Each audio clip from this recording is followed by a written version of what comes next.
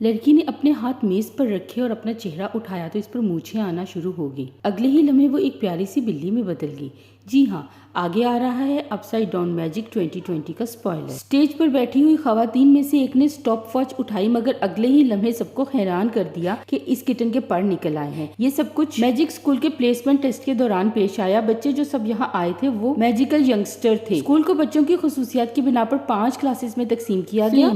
ये class fire को control करती है। बीस्ट ये क्लास जानवरों से बातचीत कर सकती है। फ्लैशेस हवा से चीजों को पकड़ सकते हैं और फ्लाइंग हवा में उड़ सकते हैं। इसी क्लास की जो लड़कियां अपने आप को जानवरों में बदल सकती हैं उनको शेप शिफ्टर कहा जाता है। यहाँ पे एक और क्लास है जिसको आउट ऑफ कंट्रोल कहते हैं। जी हाँ, यही स्यूवर जो इस रनवे क्लास की एंट्रेंस है। एमी क्योंकि ट्रांसफॉर्म बैक होने में नाकाम हो गई थी इसलिए उसको यहाँ भेजा गया। इसके अलावा यहाँ 3 और स्टूडेंट हैं जो अपने अपने मैजिक को कंट्रोल करने के काबिल नहीं है। एंडी हवा में सीधा उड़ता है। जब इसकी मैजिक एबिलिटी को टेस्ट किया गया तो इसके लिए एम्बैरेसिंग मूवमेंट ये था कि वो जमीन पर खुद से लैंड ना कर सका। इसको नीचे उतरने के लिए 100 मीटर लंबी लैडर चाहिए थी। टीचर ने रोज को हवा से कुछ पकड़कर लाने को कहा, मगर जब उसने स्पेल किया तो ऑब्जेक्ट को सीधा बाहर की तरफ धकेल दिया। फैटी जिसकी खसूसियत फ्लेम है, इसको टीचर ने कहा कि वो कैंडल को जलाए, मगर जो उसके स्पेल से बाहर निकला वो सिर्फ स्मोक था। इसलिए इन सब बच्चों को इस जगह पर भेजा गया है। जब इन सब ने टीचर से पूछा कि वो कब मैजिक की प्रैक्टिस करेंगे तो हेडमिस्ट्रेस ने उनसे कहा कि जिस मैजिक को कंट्रोल ना किया जा सके वो खतरनाक होता है।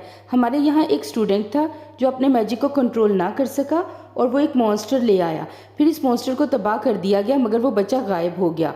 तब से स्कूल ने ऐसे बच्चों के लिए एक अलग क्लास क्रिएट की है जो अपने मैजिक को कंट्रोल नहीं कर सकते। लेकिन ये क्लास उनको ये नहीं सिखाएगी कि वो किस तरह मैजिक को कंट्रोल करेंगे, बल्कि इनको मैजिक करने से मना करेगी, यहाँ तक कि वो अपना मैजिक भूल जाएंगे और इनको घरों में भेज दिया जाएगा ताकि वो नॉर्मल लोगों की तरह जिंदगी गुजार सके। हर कोई परेशान हो गया, मगर साथ ही एमी ने अपने प्लान पर काम करना शुरू कर दिया। दूसरी तरफ एमी की बेस्ट फ्रेंड मे, जिसके पास फ्लेमिंग एबिलिटी है, वो फ्लेम क्लास की स्टूडेंट बन गई। नेक्स्ट मंथ होने वाले स्कूल फेस्टिवल के लिए टीचर ने उनको पॉपकॉर्न बनाने का काम दिया। जोमी ने ये काम अच्छे से किया, लेकिन उसके टीचर ने खाने के बाद कहा कि ये अच्छी तरह पके नहीं है। वो बहुत परेशान हो गई और दुखी होकर गार्डन में चली गई और किताब पढ़ने लगी। फिर एमी उससे मिलने आई। दोनों ने बात की और एक दूसरे को यकीन दिलाया कि वो दोनों बहुत अच्छा काम कर रही हैं। एक्सीडेंटली मेरे को स्कूल की लाइब्रेरी से ब्लैक मैजिक की एक किताब मिलती है। फिर वो जिधर भी जाती है किताब उसके सामने आ जाती है और फ्लेम मैजिक के चैप्टर खुल जाते हैं। इसी लम्हे किताब ने उसके सामने घूमना शुरू कर दिया और ब्लैक सिंबल और वर्ड्स ने मे को अपनी लपेट में ले लिया। फिर वो सब घूमते घूमते मे के अंदर चले गए। मे ने अपने अंदर एक नई मैजिकल एनर्जी और पावर्स को महसूस किया। जल्द ही फाइनल एग्जाम्स में टॉप स्टूडेंट अनाउंस करने का वक्त आया तो टीचर ने लड़कों को मे के मुखालिफ पहले नंबर पर बुलाया और पॉपकॉर्न बनाने को कहा। टीचर ने जोमी के पॉपकॉर्न को, जो बहुत अमेजिंग दिखाई दे रहे थे, टेस्ट किया और इसकी जीत का ऐलान किया। एमी ने कमरे में दाखिल होकर ऐलान किया कि वो अपने आप को कैट में बदल सकती है और फिर दोबारा लड़की बन सकती है।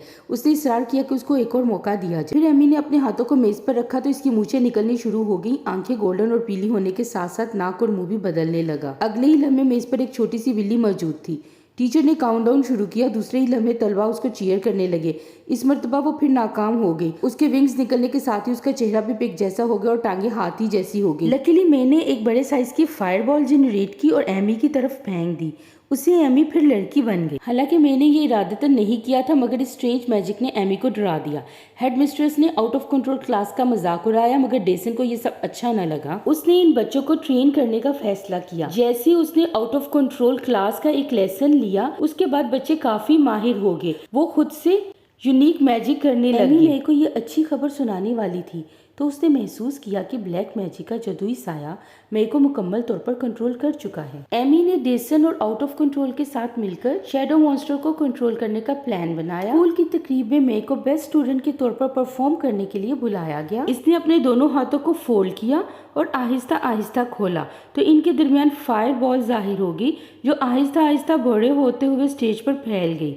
फिर सबने ब्लैक शेडो को देखा जिसने फायर बॉल को अपनी लपेट में ले लिया है और फट गया है। मे के गिर्द काले धुएं का खौफनाक बादल जाहिर हुआ जिसने मे को मुकम्मल तौर पर अपनी लपेट में ले लिया और ये वही लेजेंडरी शैडो मॉन्स्टर है। फायर क्लास ने मुश्तरका ताकत के साथ उस पर फायर से अटैक किया। फ्लायर्स जिन पर जोरा मॉन्स्टर गालिब था उड़ ना सके। बीस्ट विस्पर के बर्ड्स भी कुछ न कर सके। और फाइनली फ्लिकर्स जो हवा की बारीक तह से चीजें निकाल लेते थे, बार बार शैडो को निकालने की कोशिश की और नाकाम रही। हेडमिस्ट्रेस डरकर एक टेंट के पीछे छुप गई। इसी लम्हे रनवे के चंद तलबा डेसन के साथ वहाँ पर पहुँच गए।